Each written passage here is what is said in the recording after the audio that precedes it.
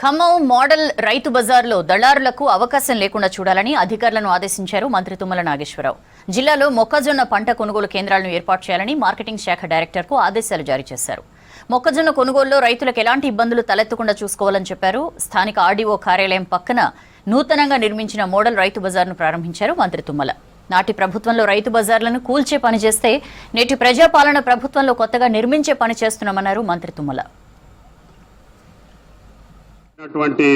ఈ రైతు బజారు సొంతంగా కూరగాయలు పండించి అమ్ముకునేటటువంటి వాళ్ళకి సౌకర్యంగా ఉండాలని ఆనాడు ప్రారంభించాం. మధ్యలో అది మూతబడింది.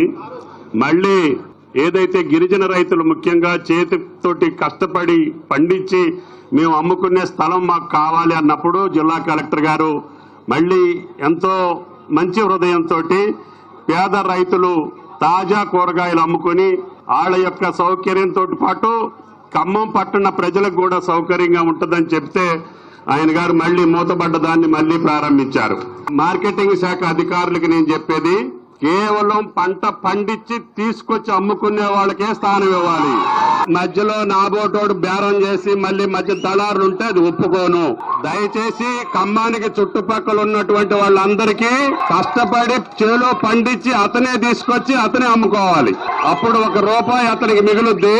తర్వాత కొనే వాళ్ళకు కూడా మంచి తాజా కూరగాయలు దొరుకుతాయి.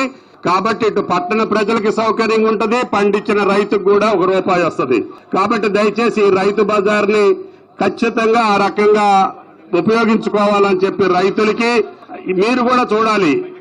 పండించే రైతు అమ్ముతున్నాడా లేకపోతే మధ్యలో ఎవరన్నా వచ్చి అమ్ముతున్నారా? మధ్యలో ఎవరన్నా వచ్చి అమ్మితే అతన్ని వెంటనే బయటికి పంపించి రైతుని పెట్టండి.